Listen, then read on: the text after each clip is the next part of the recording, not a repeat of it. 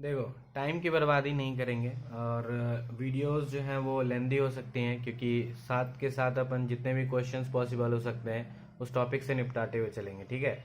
और कोशिश करना कि इसके बाद जहां से भी पॉसिबल हो पाए कुछ और क्वेश्चंस लगा लेना, क्योंकि इस वीडियो में मैक्सिमम क्वेश्चंस तो मैं करते हुए चलूंगा ना, तुम तो बस उसको देखोगे। अगर साथ में करोगे तो वेल एंड गुड, और अगर उसके बाद भी इस वीडियोस में दिखाए गए सारे अगर क्वेश्चंस को तुम वापस से रिपीट कर लेते हो, वेल एंड गुड। और एक बात का ध्यान रखना, डेफिनेशंस कुछ खास इंपॉर्टेंट नहीं है अपने लिए, और इस चैप्टर में खास करके जो सबसे बड़ा पॉइंट है वो है कि क्वेश्चंस डायरेक्टली नहीं आते, लेकिन पूरे फिजिक्स में 11th 12th दोनों मिला के पूरे ही फिजिक्स में जो है इसका एप्लीकेशन सबसे ज़्यादा है। अगर वेक्टर नहीं आता तो मैक्सिमम चैप्टर्स में तुम फंसोगे, लगेगा कि वो चैप्टर वीक पढ़ रहा है, लेकिन एक्चुअली में वो वेक्टर के कारण वीक पढ़ रहा होता है। बहुत बहुत सारा चैप्टर ऐसा है जहाँ पे वेक्टर का यूज़ है।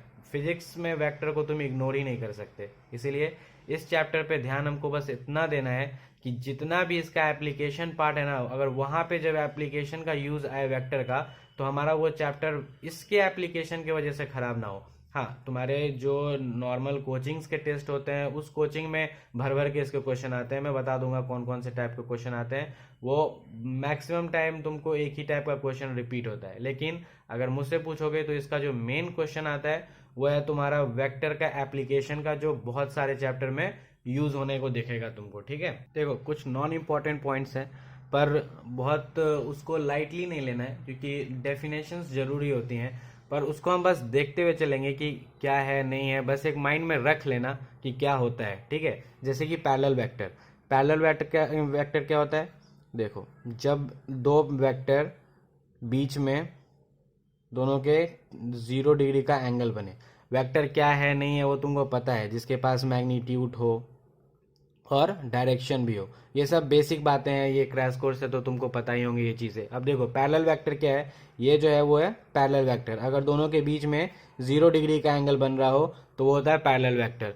और इसको तुम ऐसे भी कर सकते हो, ठीक है, ये भी पैरेलल वेक्टर है। और इस तरह से लिखोगे ये भी पैरेलल वेक्टर है, अगर इसके साथ लिख दोगे ये भी पैरेलल वेक्टर है। दोनों के बीच में एंगल जो है वो 0 डिग्री का बना हुआ होना चाहिए, ठीक है। अब इसमें क्या है कि वो इक्वल भी हो सकता है और अनइक्वल भी हो सकता है। अगर इक्वल होगा वो, तो ये देखो, दोनों वेक्टर जो है ये इक्वल हो सकता है यहाँ पे। अगर अनइक्वल की बात करोगे तो इसमें दोनों ही चीज़ें एक दोनों, अगर देखो, अगर किसी भी वेक्टर के पास अगर मैग्नीट्यूड है और उसके पास डायरेक्शन है, अगर इस दोनों में से एक भी चीज़ डिफरेंट हो जाए तो वो अनइक्वल हो जाएगा, ठीक है। सेम, अगर दोनों डिफरेंट हो जाए तब तो होना ही है, लेकिन अगर दोनों में से एक भी चीज़ हो जाएगा अलग, तो वो अनइक्वल वेक्टर में काउंट करेंगे हम उसको, ठीक है। इसके बाद बात करते हैं एंटी पैरेलल वेक्टर की। देखो, नाम में ही दिखा रहा है एंटी, ठीक है। ये एक दूसरे के जो वेक्टर्स हैं वो एक दूसरे के अपोजिट होंगे, यानी इन दोनों के बीच में थीटा कितना डिग्री का बन रहा होगा? 180 डिग्री का, ठीक है। 180 डिग्री का बना तो वो कुछ इस तरह से दिखेगा, देखो, ये इस तरह से, या फिर ये और ये। अब इसमें एक बात ध्यान रखने का होता है कि ये वेक्टर जो है वो इस तरह से नहीं हो सकता, ठीक है। इसलिए क्योंकि देखो, एक कभी भी इक्वल तो नहीं हो सकता, क्योंकि देखो वेक्टर के पास उन्हें पर रखा है कि उसके पास डायरेक्शन है और उसके पास मैग्नीट्यूड है, तो इसका देखो डायरेक्शन तो हमेशा एक दूसरे के अपोजिट है ना, तो सेम डायरेक्शन में तो कभी हो ही नहीं सकता। लेकिन अगर हम vector A equals to vector B magnitude wise बोले तो हाँ, फिर ये हो सकता है। जैसे कि यहाँ देखो, ये दोनों का डायरेक्शन अपोजिट है लेकिन मैग्नीट्यूड सेम है, तो मैग्नीट्यूड के वजह से हम लोग मैग्नीट्यूड अगर लेना हो तो कह सकते हैं, लेकिन अगर वेक्टर के फॉर्म में बोलोगे तो ये इक्वल कभी भी नहीं होगा, ठीक है। तो दोनों के बीच में ध्यान रखना है कि एंटी पैरेलल है, मतलब कि 180 डिग्री का होगा, और मैग्नीट्यूड में ये सेम हो सकता है, लेकिन डायरेक्शन तो हमेशा इसका अपोजिट ही रहेगा, क्योंकि इसके नाम में ही क्या रखा हुआ है? Anti parallel. और इसी को हम लोग जो है वो अपोजिट वेक्टर भी कहते हैं, ठीक है, अपोजिट वेक्टर। इसके बाद आते हैं कोलिनियर वेक्टर के बारे में।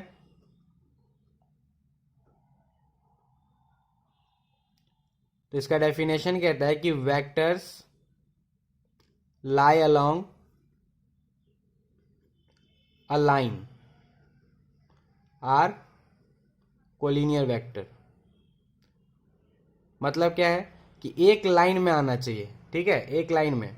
ये देखो, ये अपोजिट भी हो सकता है, लेकिन वो लाइन में आना चाहिए, ये लाइन में। अगर देखो इसके नीचे अगर हम लोग एक लाइन खींचते तो देखो ये सारा का सारा एक लाइन में है, तो ये क्या हो गया, कोलिनियर वेक्टर। अपोजिट चलेगा, कोई दिक्कत नहीं है, अनइक्वल इक्वल सब चलेगा, लेकिन एक लाइन में होना चाहिए। अगर ये हमने इसको ऐसे करके पूरा खींचा और उसके नीचे से एक लाइन दे दे तो वो सब एक लाइन पे आ जाना चाहिए। कोलिनियर का मतलब ही होता है, देखो अगर dot dot dot dot dot dot dot, ये सारा डॉट जो है वो कोलिनियर डॉट्स है। इसके बाद बात करते हैं को initial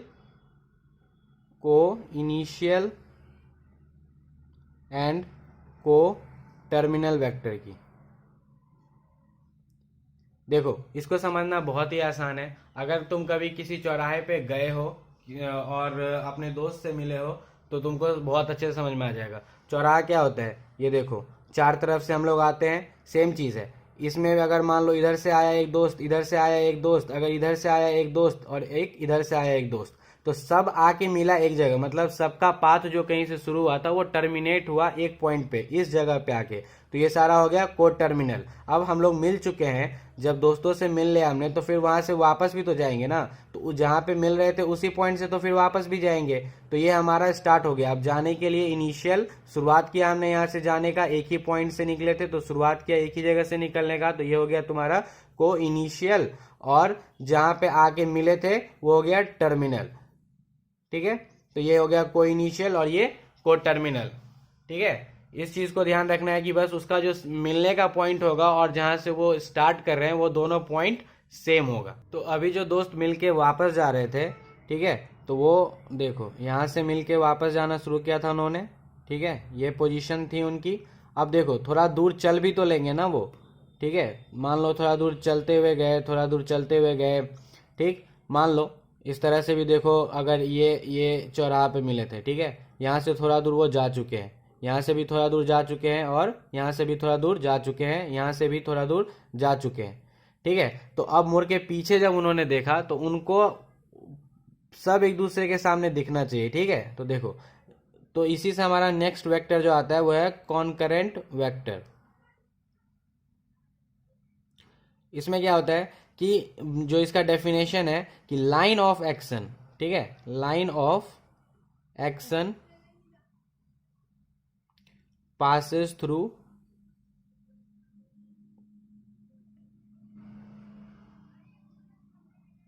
same point।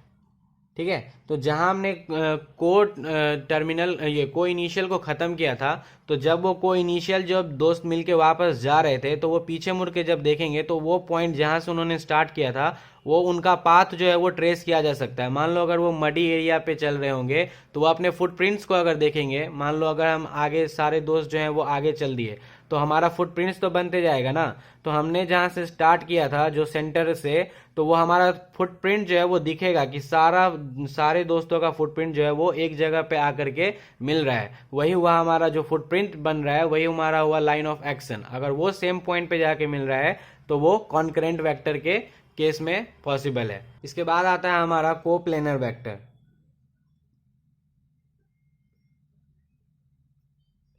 Coplanar vector से पहले आपको पता होगा कि प्लेन क्या होता है। ये देखो, ये एक एक्स वाई प्लेन है, ये एक्स एक्सिस, ये वाई एक्सिस। ठीक है, ये एक एक्स वाई प्लेन है। अगर मान लो इसमें एक वेक्टर रख दे तो ये प्लेनर हुआ, सिर्फ ये प्लेनर हुआ। लेकिन कोप्लेनर तब होगा जब देखो, मान लो दो वेक्टर, अगर मान लो ये दो वेक्टर मैंने रख दिया तो ये कोप्लेनर वेक्टर है। मतलब क्या, एक ही प्लेन में दो वेक्टर है। ठीक है, तो कभी भी अगर बोला जाए तो two vectors are always coplanar. ठीक है, अब जरूरी नहीं है कि सेम प्लेन में ही हो। कभी कभी क्या है ना, दो मान लो कि एक जैसे H2O2 का हम लोग जो हाफ बुक लाइक स्ट्रक्चर पढ़ते हैं उसमें देखो, अगर मान लो ये दो, ये मान लो एक एक्स वाई प्लेन का मैंने वो बना दिया, ठीक, ये, और फिर यहाँ से एक नीचे। अब देखो दोनों ये अपने आप में ही एक एक्स और वाई प्लेन, मतलब ये हो गया तुम्हारा वाई, मान लो ये एक्स ले लो और इसको एक्स ले लो, ये एक्स वाई इसका प्लेन हो गया, और ये वाई और ये एक्स इसका ले लो। ये दोनों अलग अलग है, एक हाफ बुक लाइक स्ट्रक्चर को मान के चलो। अब इस प्लेन में, इस एक्स वाई प्लेन में एक वेक्टर है और इस एक्स वाई प्लेन में एक वेक्टर है। ठीक है, तो देखो दोनों वेक्टर जो है वो दो अलग अलग प्लेन में है, ठीक है। एक बुक के हाफ साइड पे बनाया हुआ है, मान लो तुम अपना एक बुक जो है उसको खोल दो और उस पे एक बुक पे एक जगह पे ड्राइंग बनाओ एक वेक्टर का और दूसरे प्लेन में एक वेक्टर का, लेकिन दोनों अलग अलग प्लेन में पोजीशन तो है, लेकिन ये एक्चुअली में दो वेक्टर जो है वो एक प्लेन में है। कैसे? तो देखो अगर तुम उस दोनों वेक्टर के साथ एक पेज को रख दो, जैसे कि देखो ये वाला ये चीज अगर हम यहाँ से एक प्लेन में इसको यहाँ पे एक पेज बना दो ऐसे करके, तो ये दोनों का दोनों जो है वो एक प्लेन में आ जाता है, ठीक है। मान लो दो एडजेसेंट दीवाल है, ठीक, और उस दो एडजेसेंट दीवाल के बीच में, मान लो दो एडजेसेंट दीवाल के बीच में जो वेक्टर है, एक वेक्टर इस दीवार पे है, ठीक है। मान लो ये वेक्टर जो है वो इस दीवार पे है और ये वेक्टर इस दीवार पे था, इस दोनों को कवर करते हुए ये एक प्लेन आ सकता है ना बीच में।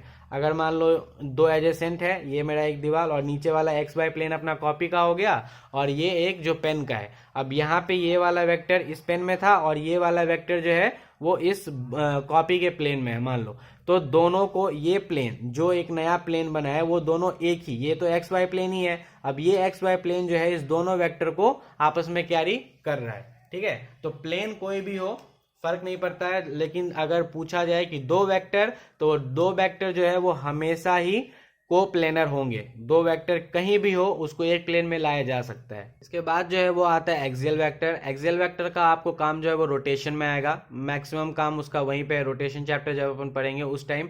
और उसका डेफिनेशन बस इतना सा है कि वो एक्सिस के अलोंग होता है। जैसे कि देखो मेरा अगर हाथ ऐसे घूमा तो ये जो अंगूठा अपवर्ड आया, ये मेरा इस सर्कल जो हम सर्कुलर पाथ रोटेट किए हैं, तो इस सर्कल के बीचों बीच जो लाइन ऑफ एक्शन जो इसका एक्सिस है, सर्कल का जो एक्सिस है, वो सर्कल के एक्सिस के अलोंग वो वेक्टर जो है वो कहलाता है एक्सियल वेक्टर। इसके नाम में ही एक्सिस आता है और अगर ऐसे करके घुमाओ तो ऊपर की ओर जो वेक्टर जा रहा है वो एक्सियल वेक्टर होता है, ठीक है।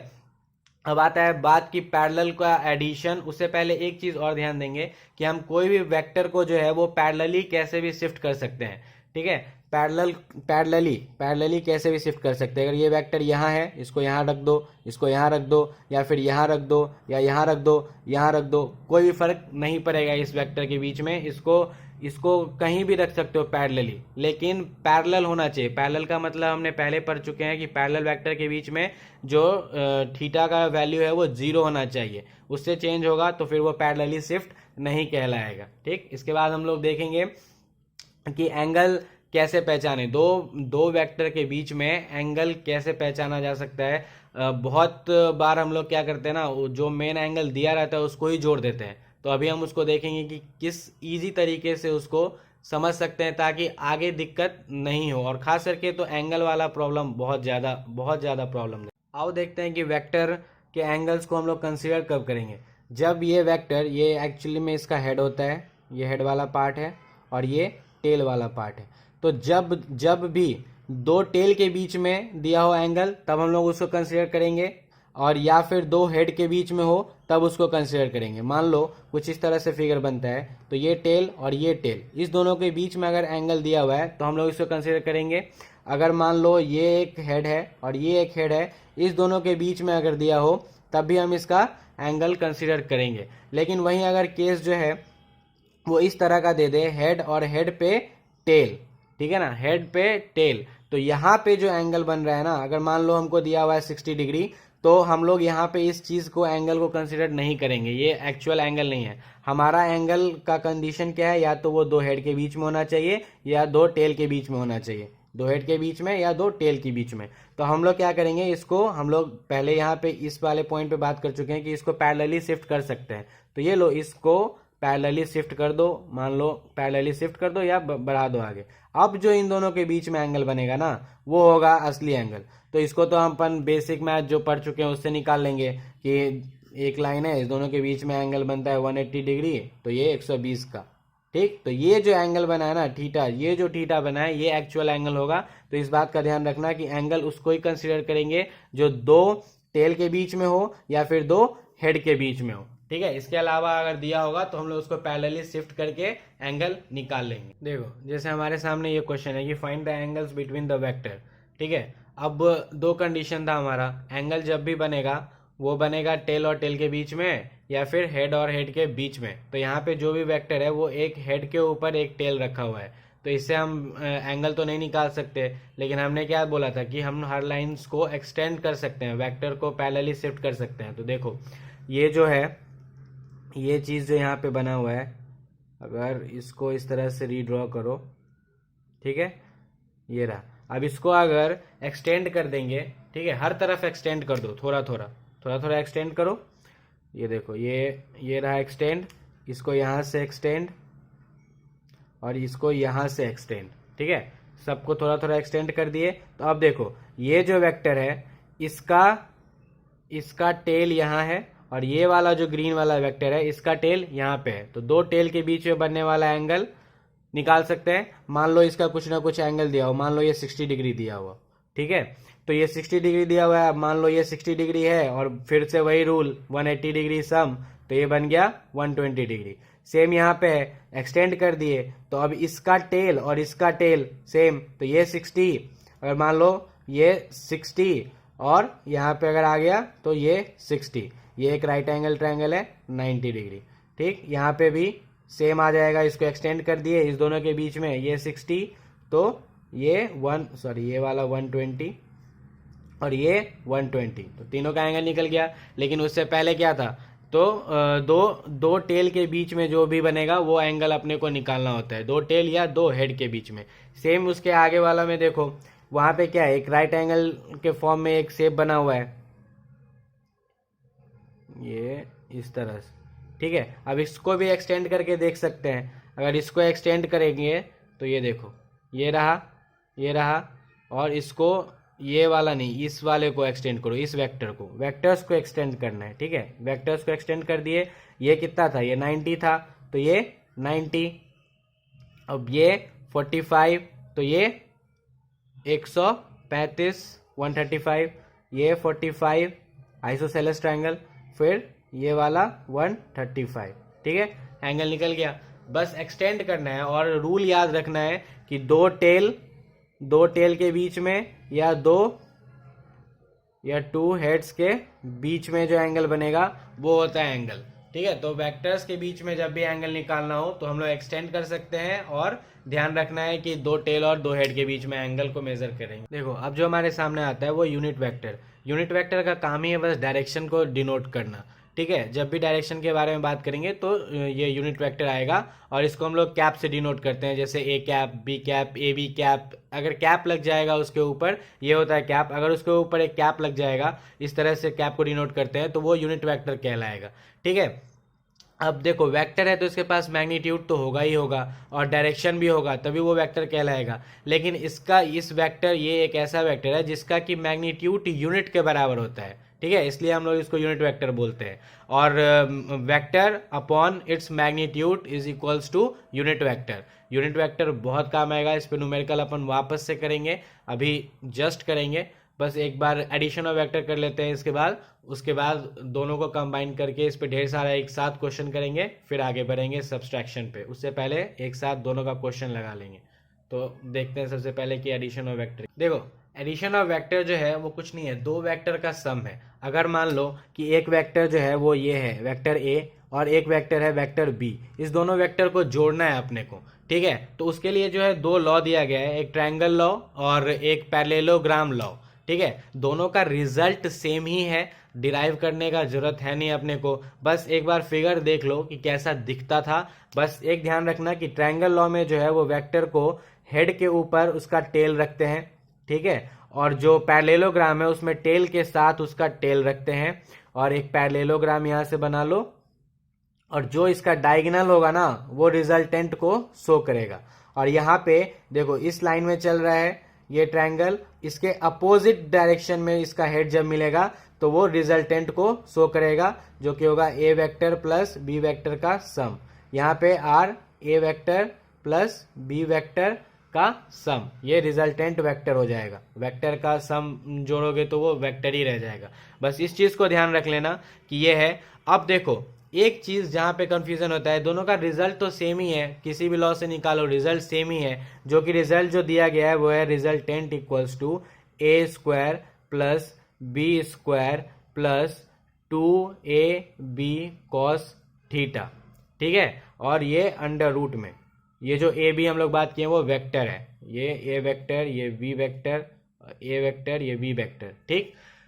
ये तो बिल्कुल ही याद रह जाता है, सबको याद रह जाता है, A square plus B square plus 2ab cos theta, ये पढ़ते हुए आए हैं, इसमें कहीं भी कोई दिक्कत नहीं होता। मेन जो दिक्कत आता है वो हम तुमको बताते हैं। मेन दिक्कत जो आएगा ना, ये जब बनता है tan अल्फा, ये एंगल एक तो पता नहीं चलता, ठीक है, ये एंगल एक तो पता नहीं चलता है कि क्या है नहीं है, और कैसे बनता है, किसके बीच बनता है, ये भी नहीं पता चलता।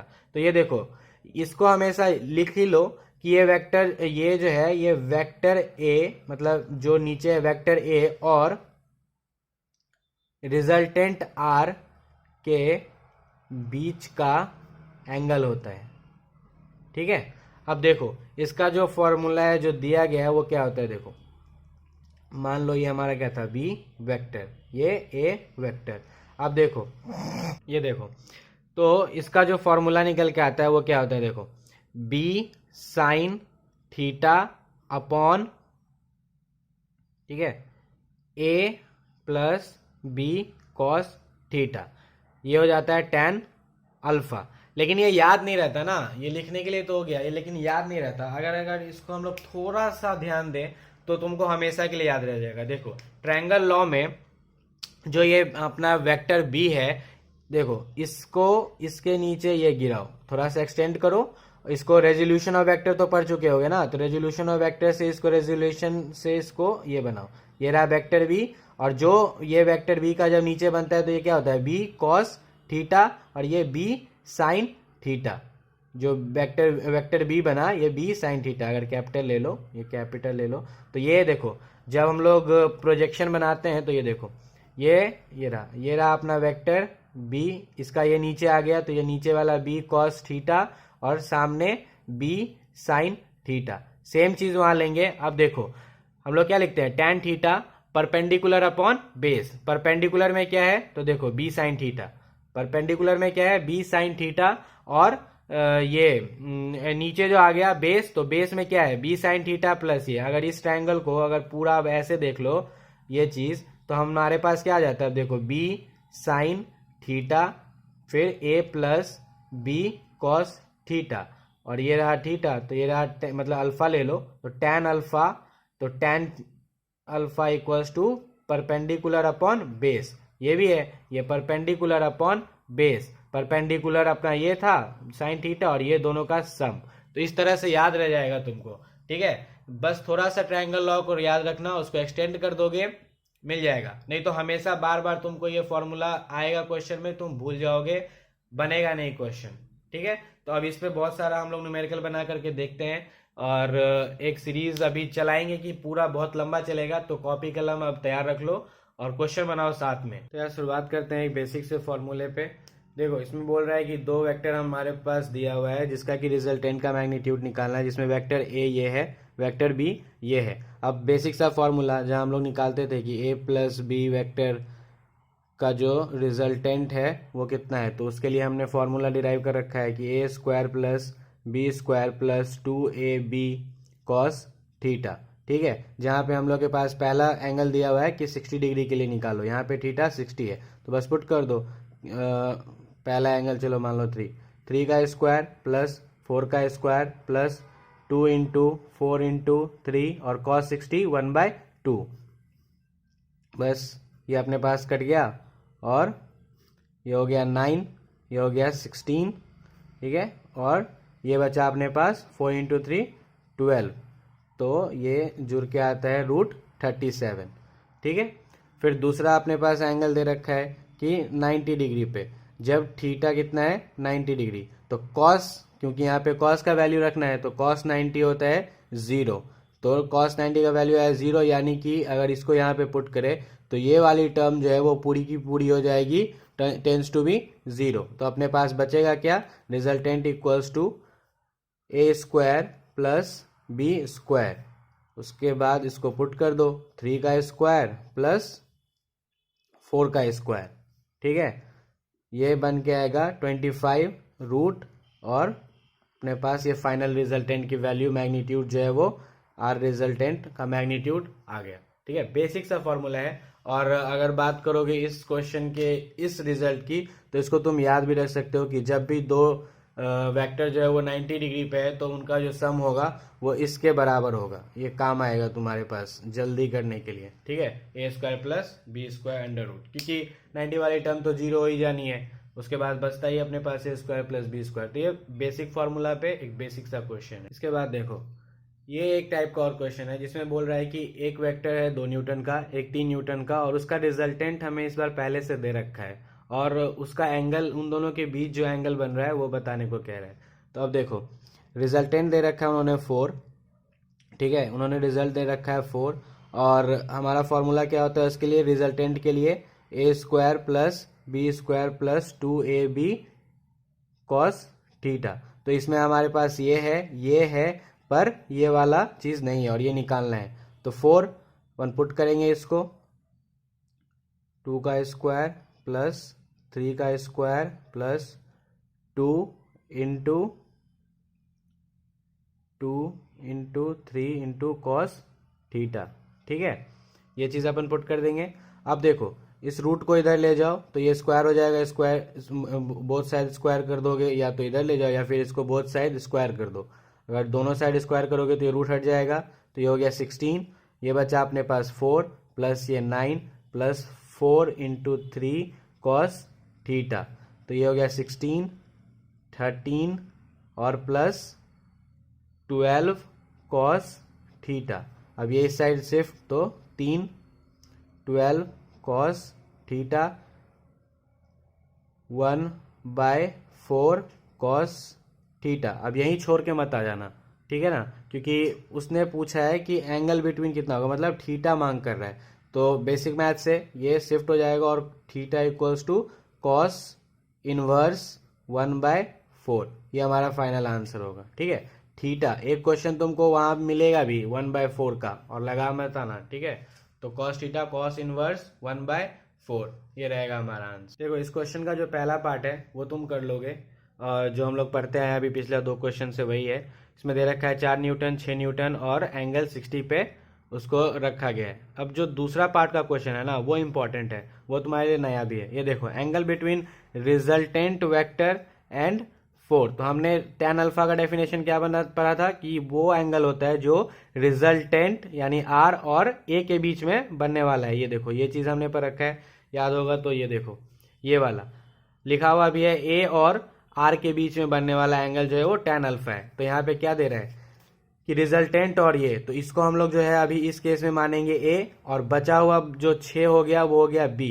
ठीक, तो a और b अपने पास इस क्वेश्चन में क्या आ गया, सेकंड वाले में, कि a जो है वो 4 न्यूटन है और b जो है वो 6 न्यूटन है। अब tan अल्फा का फॉर्मूला क्या था, तो b sine theta divided by, और बचा हुआ ये, तो ये हो गया a plus b cos theta. इससे याद कर सकते हो, अपन ऐसे कर किए हुए थे और फिर निकाले थे। ये देख लो, एक बार देखना चाहो तो ये चीज। ठीक है, अब इसमें कुछ बचता ही नहीं है, इसमें पुट कर दो, b अपने पास है 6 में लगा दो साइन, और वैल्यू दिया हुआ है थीटा का 60 डिवाइडेड बाय a है 4 प्लस, ठीक है, उसके बाद b दिया हुआ है हमारे पास 6 और cos 60। अब वैल्यू पुट करो, आंसर आ जाएगा। ये भी करना पड़ेगा क्या, चलो ठीक है, साइन से कर लेना यार, इतना तो कर ही सकते हो, वैल्यूज पुट करना है बस। मैं आंसर लिख देता हूँ ताकि तुम बाद में मिला सको।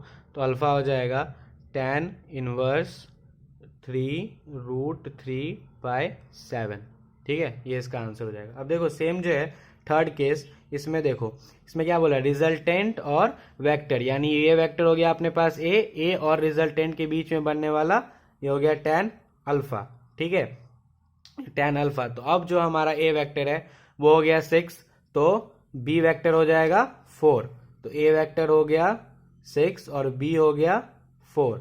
अब बस वही फॉर्मूला कि b साइन थीटा, ठीक है, वही formula b sine theta divided by a plus b cos theta. Formula अगर याद नहीं है तो देख लो, इससे भी निकाल सकते हो। ये था अपना, और ये perpendicular upon base tan alpha, और ये a प्लस b, इसका प्रोजेक्शन से b कॉस थीटा और ये B sine theta, perpendicular upon base जोड़ के निकाल लो, ठीक है। तो ये रहा, और फिर इस पे पुट कर दोगे, बी है अपने पास 4 साइन थीटा डिवाइडेड बाय ए है हम लोग के पास 6 प्लस आ गया बी 4 कॉस थीटा, अब पुट करके वैल्यू निकाल लो। 60 हमारे पास ये थीटा का वैल्यू दिए रखा है पहले क्वेश्चन में, 60 पुट करो, आंसर आ जाएगा। अभी देखो ये वाला जो क्वेश्चन है इसमें से एक रिजल्ट निकल के आएगा जो कि हमको अच्छे से याद रखना है। पहला देखो, अगर तुम इस क्वेश्चन को पढ़ने के बाद अगर इसका पहला पार्ट करने लग जाओगे ना तो दिक्कत में आ सकते हो, ठीक है। लेकिन देखो दूसरा पार्ट हम लोग पहले करेंगे। इसमें बोल रहा है कि Q और P के बीच में एंगल निकालना है। मतलब मान लो मेरा बेस वेक्टर जो है वो Q है और इसके ऊपर P है। अब मान लो इसको हमको जोड़ना था, इसका कुछ भी रिजल्टेंट आया, अब हमको इस दोनों के बीच का एंगल लेना था, Q और P वेक्टर के बीच का। तो अपना बेसिक फॉर्मूला कि Q और P को जोड़ दो, उससे एक रिजल्टेंट आएगा। और देखो क्या दिया हुआ है, ये 8 8 6, ये 8 दिया हुआ है, ये 6 दिया हुआ है और रिजल्टेंट 10 दिया हुआ है। अब या तो तुम इसको अपना फॉर्मूला से कर लो, जो भी है 10 equals to under root 6 square plus 8 square plus 2 into 6 into 8 और कॉस थीटा, ये इससे भी थीटा आ जाएगा। ये हो गया तुम्हारा 96, इसको कर दो 100, इसको दोनों तरफ स्क्वायरिंग तो ये 100, ये हो गया तुम्हारा 64 प्लस 36 प्लस 2 इंटू 6 इंटू 8 और फिर ये कॉस थीटा, ठीक है। उसके बाद ये दोनों तो इधर आके 0 बचा अपने पास, 2 इंटू 6 इंटू 8 कॉस थीटा, तो कॉस थीटा आ गया 0 और कॉस थीटा 0 यानी कि थीटा 90 डिग्री, ठीक है। कॉस 0 यानी 90 डिग्री। अब देखो ये इतना करने का जरूरत नहीं है, कुछ जो है ना वो पाइथागोरियन ट्रिपलेट्स होता है, जैसे कि 3 4 इसका रिजल्टेंट 5, ठीक है, 6 8 और इसका रिजल्टेंट 10, फिर 5 12 और इसका रिजल्टेंट 13। इसको जो है वो याद ही रखो, जब भी ऐसा ट्रिपलेट तुमको दिख जाए ना, या फिर लिखे ऑर्थागोनल, ऑर्थागोनल का मतलब होता है कि दोनों जो है वो 90 डिग्री पे है, दो वेक्टर जो है वो 90 डिग्री पे है। तो जब भी ये दिख जाए कि एक वेक्टर 3 है 4 है या 6 है 8 है 5 है 13, तो उन सब का रिजल्टेंट फिक्स है 5 10 13। तो अगर ये दिख जाएगा तो तुमको पहले ही पता चल जाएगा कि यहाँ पे जो है थीटा 90 डिग्री पे है, ये एक वेक्टर और ये दोनों के बीच का एंगल 90 है। इसको याद ही रख लोगे तो तुमको इतना नहीं करना पड़ेगा, ठीक है। अब इसका आते हैं सेकंड पार्ट पे। सेकंड पार्ट फिर से वही है, Q और R के बीच में ये निकाला, R अपना रिजल्टेंट वेक्टर है और ये बेस एंगल अपना, हम लोग जो है P और Q अगर इधर से निकालोगे तो वो tan बीटा हो जाएगा, लेकिन हम इसको जो है वो बेस एंगल ही मान के चलते हैं ताकि निकालना आसान हो। तो फिर से यहाँ पे निकालना क्या है, tan अल्फा, मतलब क्या, Q और Q जो कि हमारा होता है A यानी बेस एंगल और रिजल्टेंट के बीच का एंगल tan अल्फा। तो सेम वही अपना जो निकालते हैं, तो ये अगर बेस एंगल है तो ऊपर क्या आएगा, P, ठीक है ना, P और साइन थीटा प्लस A, ये हो गया Q, तो Q plus P cos theta. अब थीटा क्या था 90 डिग्री, तो 90 डिग्री यहाँ पे पुट कर दो, आंसर आ जाएगा तुम्हारा, ठीक है। tan बीटा अगर करोगे ना तो tan बीटा के लिए भी टेंशन नहीं लेना है, उसमें भी तुमको बस सेम चीज कर देना है, बस वहां पे बेस एंगल ले लेना P तो आ जाएगा, उसमें भी tan अल्फा ही निकालना पड़ेगा, tan अल्फा निकालना और वहां पे बेस एंगल को मान लेना P, मतलब बेस वेक्टर को मान लेना P, उससे भी तुम्हारा आंसर आ जाएगा।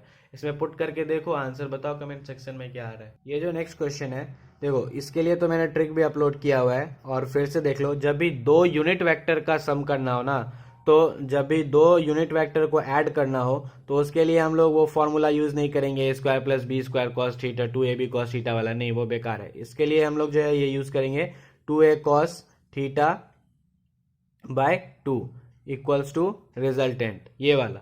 अब देखो यहाँ इसको पुट करोगे, इससे बहुत जल्दी आंसर आ जाएगा, लेकिन अगर वो लेंदी वाले मेथड से जाओगे उससे भी आएगा, पर इसमें कुछ आसानी से आ सकता है, पहले ये तो एक तो फॉर्मूला याद रख लो, जब भी यूनिट वेक्टर का केस आए और ऐड करना हो तब ये, और सब्सट्रैक्ट करना हो तो 2a साइन थीटा बाय 2। ए यहाँ पे यूनिट वेक्टर है, यूनिट वेक्टर में 1 ही रखना होगा तुमको, equals to resultant.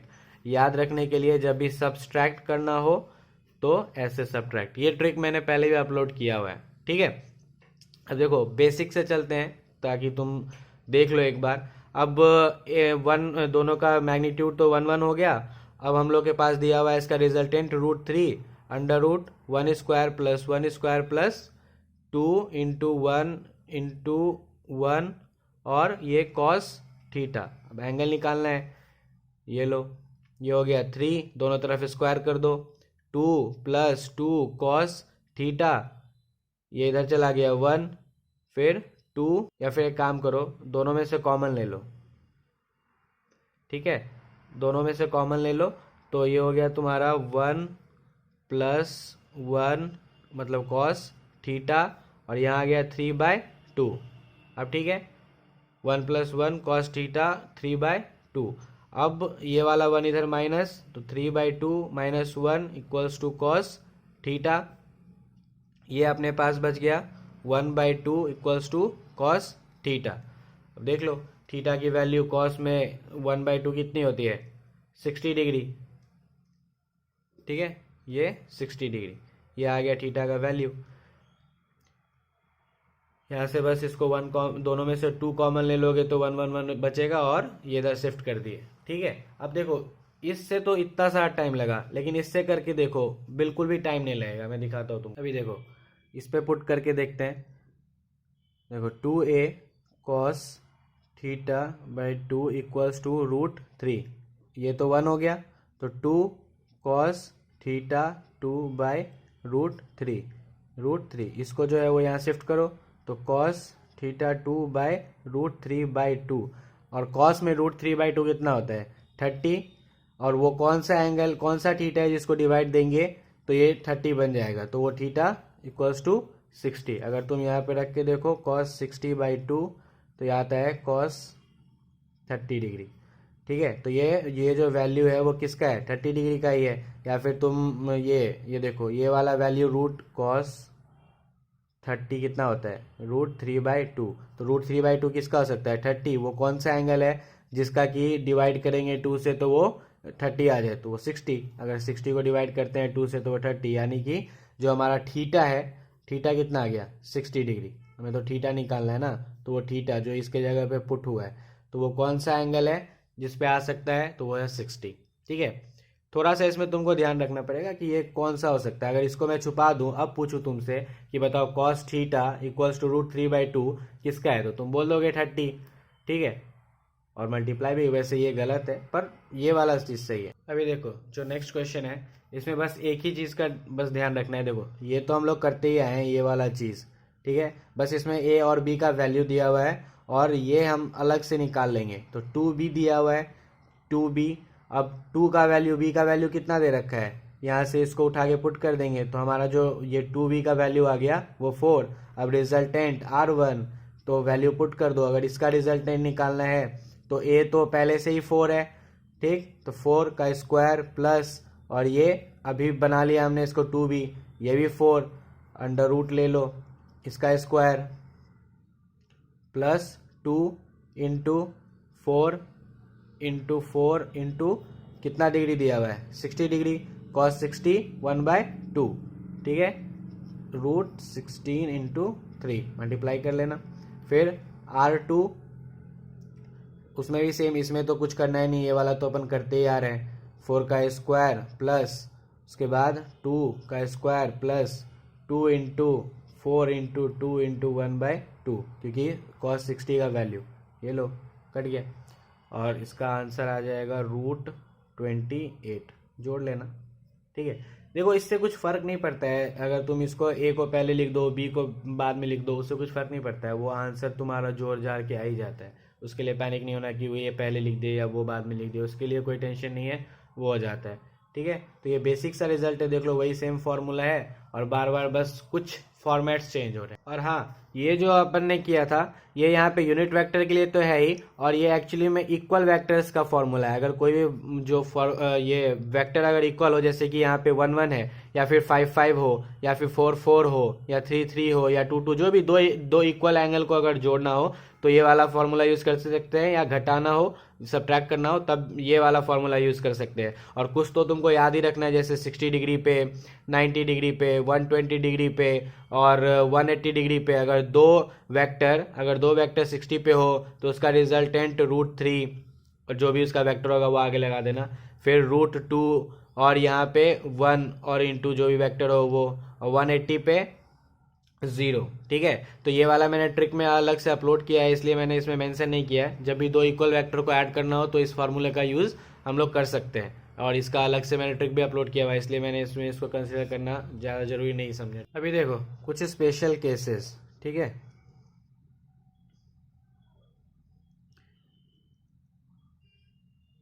If two vectors are parallel, ठीक है, तो अगर दो वेक्टर पैरेलल है तो उन दोनों के बीच का थीटा कितना हो जाता है, 0 डिग्री। ठीक है, शुरुआत के लेक्चर्स में अपन ने बात कर रखा है। अब 0 डिग्री पुट करोगे रिजल्टेंट में तो क्या आएगा, a² plus b² plus 2ab और cos 0 यानी कि इसका वैल्यू 1, तो क्या आ गया, a² प्लस अंडर रूट ले लो, a² plus b² plus 2ab under root. अब ये फॉर्मूला किसका है, a प्लस बी का होल स्क्वायर, इसका अगर रूट ले लोगे तो वैल्यू क्या आएगा, a प्लस बी। ठीक है, तो अगर 0 डिग्री पे हो तो वेक्टर का आता है a प्लस बी। ठीक, यही अगर एंटी पैरेलल हो, सेकेंड अगर ये एंटी पैरेलल हो तो थीटा बन जाता है 180 डिग्री और cos 180 डिग्री -1 के बराबर होता है। तो फॉर्मूला बन जाता है रिजल्टेंट का a² प्लस b² और -2ab cos थीटा का वैल्यू अपन पुट कर चुके हैं, तो 2ab कट कर दो, ये रहा वैल्यू, और ये है a माइनस बी का होल स्क्वायर अंडर रूट, ये फॉर्मूला आता है a माइनस बी या फिर a वेक्टर b। ठीक है, तो इस दो को रिजल्ट को याद रख लो, जब भी जोड़ना हो थीटा देख लोगे, डायरेक्ट ही जोड़ सकते हो।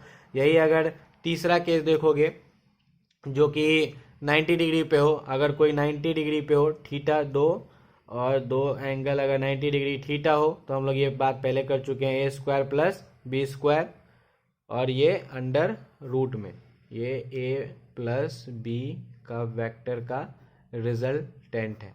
ठीक है, ये 3 केस जो है स्पेशल केस में, इसको याद रख लेना। 0 डिग्री हो तो a प्लस बी डायरेक्ट जोड़ दो, वेक्टर अगर मान लो 5 न्यूटन, मान लो, चलो एक एग्जांपल देख ही लो, मान लो ये एक 5 न्यूटन का एक वेक्टर है, एक 5 न्यूटन का वेक्टर है, इस दोनों को तुम डायरेक्ट जोड़ के 10 न्यूटन कर सकते हो। ये तुम देखते भी होगे, जब एक बॉडी होता है उस पर एक फोर्स लगता है F = 5 न्यूटन, इधर भी सेम 5 न्यूटन, तो हम लोग इसको जोड़ के लिख देते हैं F = 10 न्यूटन जो है वो फोर्स लग रहा है। ठीक है, सेम हम लोग अपोजिट वाले में करते हैं, मान लो एक बॉडी है, इधर 5 न्यूटन इधर 5 न्यूटन, तो a माइनस बी कर देते हैं और रिजल्टेंट F इक्विलिब्रियम में आ जाता है, वो फोर्स 0 हो जाता है। यहाँ पे b जो है वो 5 न्यूटन है, तो यहाँ माइनस कर दो 0, और a² प्लस b² वाले पे तो अपन पीछे कर ही चुके हैं क्वेश्चन। तो फिर आज का लेक्चर यही एंड करते हैं। जो भी तुम्हारा निगेटिव पॉजिटिव फीडबैक है वो तुम दे सकते हो, जो भी क्वेश्चन में डाउट हो वो कमेंट सेक्शन में पूछ लेना, क्योंकि मैं एक्टिव रहूँगा और तुरंत ही रिप्लाई करने का मैं कोशिश करता हूँ। लेकिन पूछना यार, जो भी क्वेश्चन हो वो पूछना। और नेक्स्ट लेक्चर में जो है वो अपन शुरुआत करेंगे सब्सट्रैक्शन से, बिल्कुल इसका अपोजिट है, उसमें कुछ करना नहीं होता है, वो तुरंत हो जाएगा। फिर ये डॉट प्रोडक्ट और क्रॉस प्रोडक्ट पे, और लास्ट में फाइनल कुछ इंपॉर्टेंट पॉइंट्स होंगे जो कि डायरेक्ट क्वेश्चंस के रूप में आते हैं, उसका इस्तेमाल करेंगे। देख लो, ये पेज हमारे लिए सबसे इंपॉर्टेंट है इस लेक्चर से। इस पेज में ही जितना भी क्वेश्चन बना है ऑलमोस्ट इसी 2 फॉर्मूले से बना है, बाकी तो तुम्हारा नॉलेज है और कुछ भी नहीं। ठीक है, तब तक के लिए बाय, मिलते हैं अगले लेक्चर में।